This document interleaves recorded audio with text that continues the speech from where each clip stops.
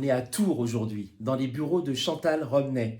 Chantal, c'est une femme inspirante qui a d'ailleurs une grande expérience de mon métier. Aujourd'hui, elle est conseil en immobilier. Bonjour Chantal. Bonjour Marc. Est-ce que tu peux nous parler de ton parcours professionnel? Oui, tout à fait. Alors, j'ai un parcours totalement atypique, hein, si on peut le dire comme ça, puisque mon premier métier, c'était dans la mode. J'ai, à 18 ans, ouvert un atelier de couture sur mesure, où j'avais plutôt des clients VIP que j'habillais pour des événements, comme par exemple, j'ai eu la femme du préfet de Guadeloupe comme cliente, hein. À l'époque, hein, c'était il y a quelques années maintenant, et c'était très sympa. C'est un métier que j'ai beaucoup aimé, parce que j'aime la mode, j'aime m'habiller, voilà, c'est vraiment un élément dans mon quotidien qui est important. Le premier élément professionnel, la mode, une passion. Et exactement. Tu en as fait ton métier pendant la première partie de ta carrière professionnelle. Oui, alors j'avais 18 ans. Donc pendant 3 ans, j'ai fait exercer ce métier. Je suis partie me former. J'ai fait une école de modélisme de haute couture. Donc j'ai eu les diplômes de modélisme homme, femme et enfant. Puis après, j'ai rencontré le père de ma fille, ce qui m'a un peu bifurqué dans ce que j'étais partie faire à l'origine.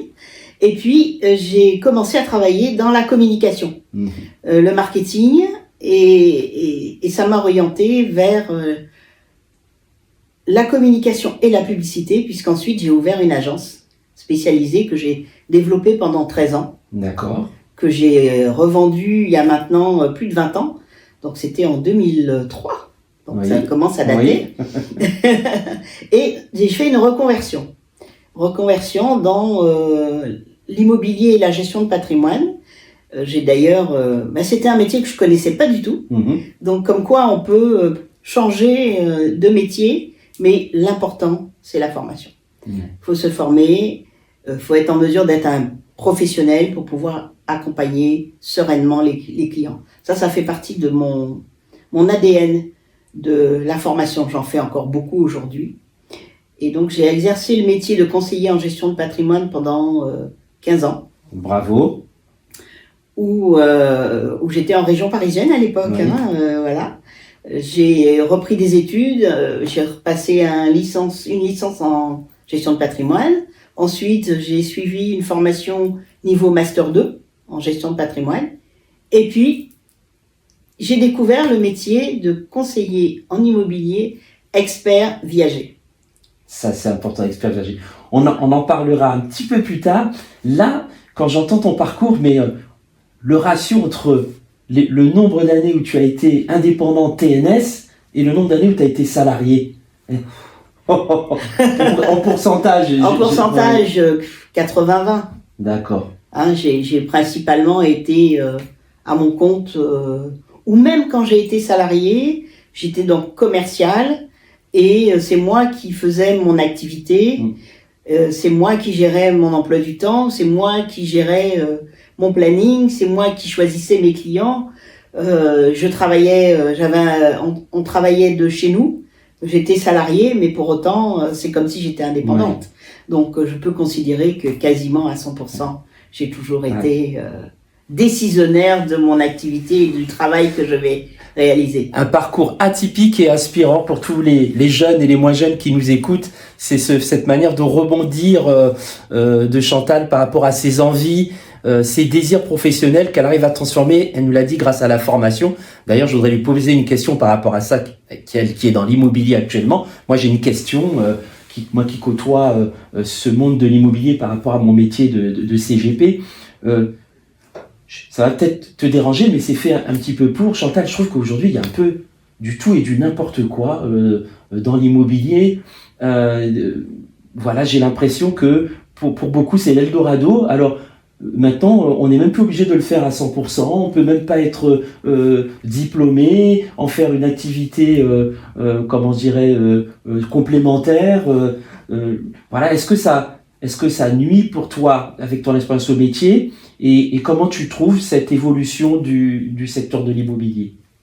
Alors, je te dirais que c'est quand même des idées reçues. D'accord. Parce qu'en réalité, oui, tout le monde pourrait dire je fais de l'immobilier parce qu'il s'est inscrit, il s'est affilié à un réseau de immobilier, mais en réalité, non.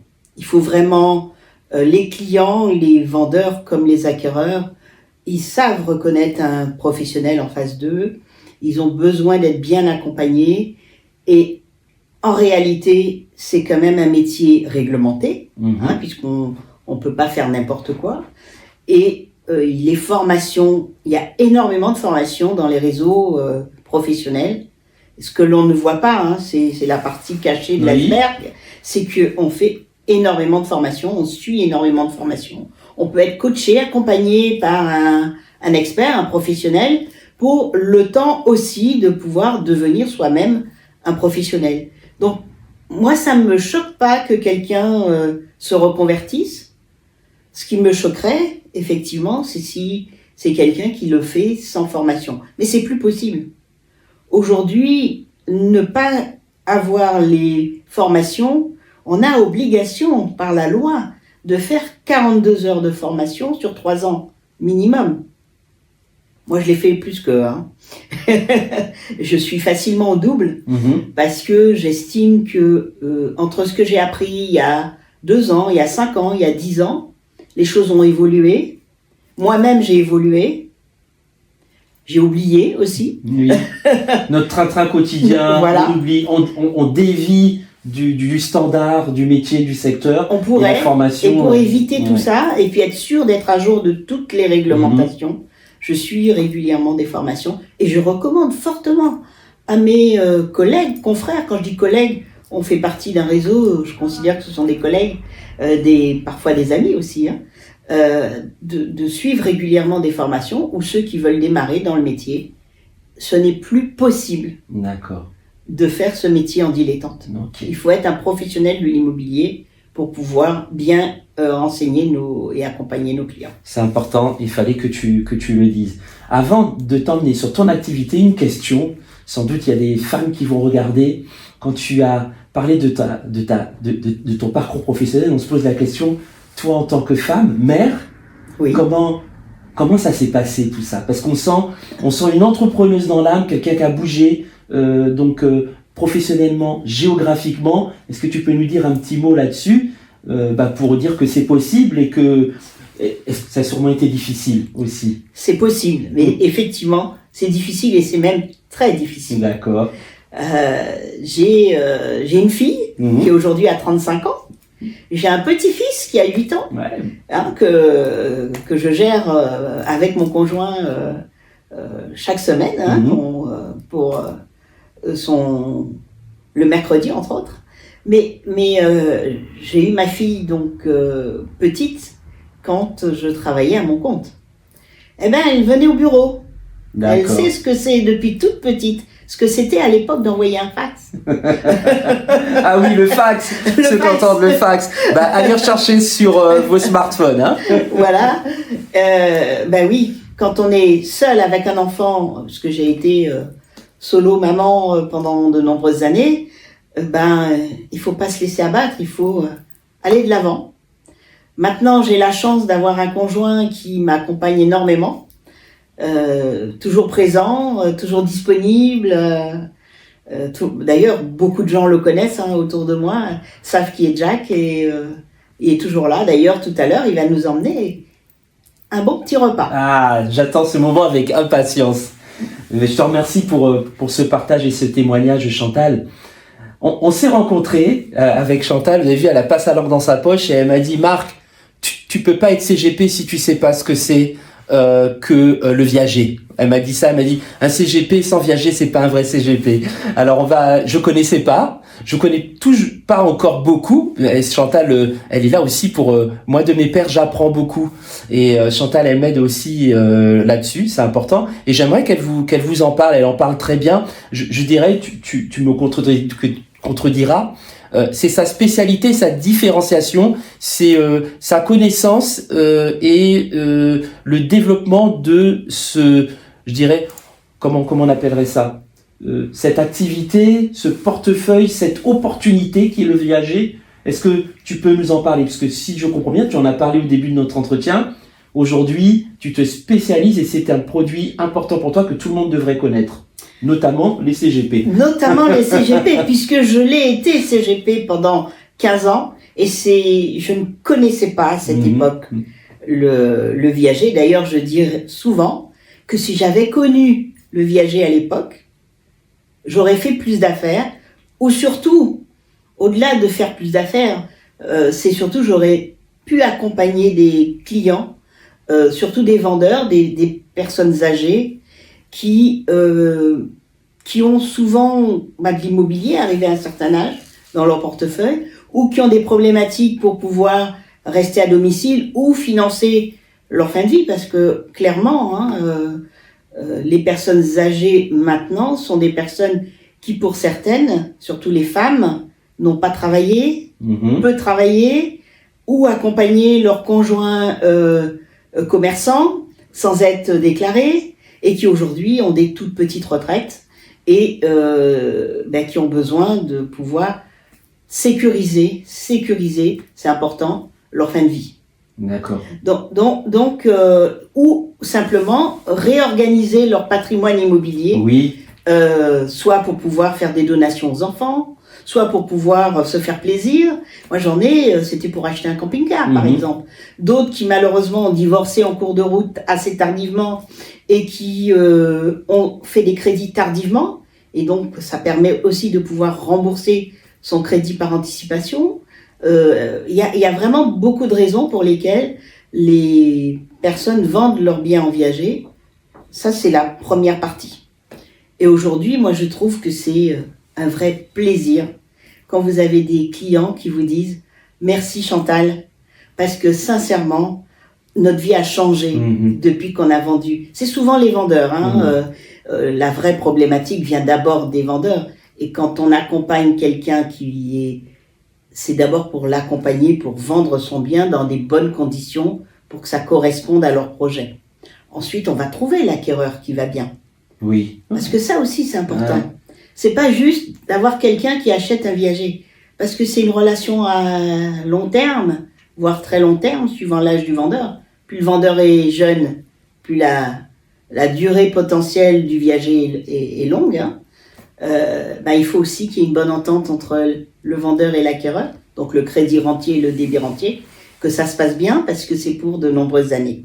Donc ça, c'est un vrai plaisir quand mes clients me disent « Oh Chantal, vous m'avez trouvé exactement l'acquéreur qu'il fallait ». C'est quand même hyper agréable. Je trouve, la façon dont tu l'amènes, ça fait le parallèle avec mon métier. On parle de projet de vie, d'objectif de vie. Exactement. Moi, je suis plutôt, effectivement, je vois le parallèle dans l'avant. Comment préparer un quarantenaire, un cinquantenaire, un petit peu en retard sur sa retraite, comment déjà générer un capital et une rente. Et puis là, toi, tu es en train de me dire, oui, mais Marc, quand la personne elle a passé ce cap et elle se trouve en difficulté financière, souvent, il y a du bien immobilier, elles n'ont plus d'espoir, certains, ils sont dans des difficultés financières, ils n'ont plus d'espoir. Et là, toi, tu interviens et tu leur redonnes du confort de vie pour, comme tu dis, finir leur fin de vie de manière confortable. Tu redonnes du sourire et du projet, c'est ça? C'est ça. De l'espoir et un confort de vie. Je mettrais quand même un bémol. Oui. Il ne faut pas attendre que la personne soit dans difficulté, parce que vendre en viager, c'est quand même, tout d'abord pour le vendeur, un processus. Parce qu'ils vendent leurs biens immobiliers, ils vendent leur chez eux, même s'ils restent chez eux. Mais en tout cas, c'est un travail qu'ils ont besoin de faire. Mais surtout, les délais de vente sont très longs. Oui. Donc, si je suis déjà en difficulté financière, ça peut être très compliqué, parce que ça peut mettre 6 mois, 1 an, voire 2 ans, suivant le type de bien, là où il est situé, la valeur du bien, le montant du bouquet. Le bouquet, c'est le capital qui est versé le jour de la signature de l'acte chez le notaire. Ça dépend du montant de la rente. Donc la rente, c'est le revenu finalement qui est versé chaque mois. Plus le bouquet est élevé ou plus la rente est élevée, plus c'est difficile à vendre. Parce que les banques ne financent pas en général, donc il faut pas attendre. Si j'envisage de vendre en viager, il vaut mieux s'y prendre suffisamment, sereinement, pour se dire, j'ai du temps devant moi, même si ça prend 6 mois, 1 an, 2 ans, c'est pas grave, je n'ai pas d'urgence. On appellera ça dans l'immobilier normal, une vente longue. Très longue, même. Très longue. Ça peut être très long. Ma prochaine question, tu as un peu répondu. Les gens ne connaissent pas, que ce soit les vendeurs ou les acheteurs. Si tu as un mot à dire à un vendeur, un potentiel vendeur de viager, et aux acquéreurs qui ont cette crainte, parle-moi un peu de cette crainte et comment tu arrives, toi, à amener un acheteur de l'immobilier peut-être traditionnel dans le viager. Donc, un mot pour les vendeurs. Alors, les vendeurs, alors déjà, le viager, il y a beaucoup d'a priori. Il y a beaucoup d'idées reçues. Je veux pas vendre parce que je vais déshériter mes enfants. Je veux pas vendre parce que je vais pas être la peur de ne pas être payé tous les mois. Je veux pas vendre parce que ou j'ai peur de vendre parce que. Il y a beaucoup d'idées reçues. Donc déjà, il faut rassurer. C'est l'élément de base. Rassurer les vendeurs sur les différentes garanties, de la manière dont les choses vont se passer, tout de l'instant où on les rencontre, et après aussi. Hier, j'ai un vendeur qui est passé ça m'a fait plaisir. Il m'appelle, il était déjà passé 3 fois. J'étais pas là, puisque moi, c'est un bureau, je suis principalement à l'extérieur. Et là, il m'appelle. Alors, Madame Romney, vous allez venir à votre bureau aujourd'hui? Je vois que c'est ouvert. Oui, mais pas tout de suite. Ah, bon, je vous attends. Donc, il était prêt à rester dans sa voiture, à m'attendre, parce qu'il me dit, on va être à la fin du mois. Et là, je percute, il voulait passer, me souhaiter la bonne année. D'accord. Avec ses petits chocolats. C'est vraiment un plaisir. Et il avait quelques questions, bien évidemment. Et donc, c'est rassurant aussi pour eux de savoir que même après la vente, ils peuvent me contacter et je peux les rassurer ou leur rappeler les points importants dans une vente en viager. L'indexation de la rente, elle suit le coût de la vie. Oui. En cas de libération, s'ils doivent quitter le bien, comment ça se passe? Oui. La taxe foncière, comment ça se passe? Ils se souviennent plus forcément de tout. Ou en tout cas, ils veulent se rassurer. Quand on est en copropriété, les charges de copropriété, la répartition entre le vendeur et l'acquéreur, je veux dire, c'est une relation presque entre un locataire et un propriétaire. Donc, ils ont besoin d'être rassurés au départ, mais aussi après. D'accord. Donc ça, c'est pour le vendeur. Et puis l'acquéreur, l'acheteur, lui, il connaît pas non plus la plupart du temps. Souvent, ils connaissent pas, ou en tout cas, ils pensent connaître. Chantal, c'est toi qui les amènes souvent. On vient pas te voir pour acquérir un viager. Tu vois, j'ai des idées reçues moi aussi. J'ai effectivement beaucoup d'acquéreurs qui me contactent pour du viager, mais j'en ai aussi beaucoup qui m'appellent pour acheter un bien, mais ils n'ont pas vu que c'était un viager. D'accord. Si c'est pour une résidence principale, forcément, c'est pas forcément adapté. Mais ça m'arrive qu'il y ait des gens qui m'appellent parce qu'ils veulent faire un investissement locatif. Oui. Connaissent pas le viager. Et là, évidemment, je leur explique le fonctionnement. Et souvent, ils sont très agréablement surpris.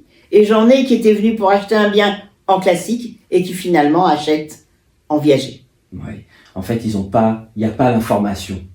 Ça manque effectivement, il manque beaucoup d'informations. Les gens, ils lisent, mais ils voient surtout les informations des a priori. Très bien. Chantal, je te remercie. Moi, si j'ai un mot à dire, vous pouvez l'appeler. Elle n'est pas avare de conseils pour vous proposer et vous présenter tous les avantages du viager. Chantal, un petit mot pour terminer? Écoutez, moi, je suis à votre disposition. Mon plaisir, c'est d'accompagner, de faire plaisir et d'aider les autres. Voilà, je vous retrouve bientôt. Au revoir. Au revoir et merci. Merci Marc.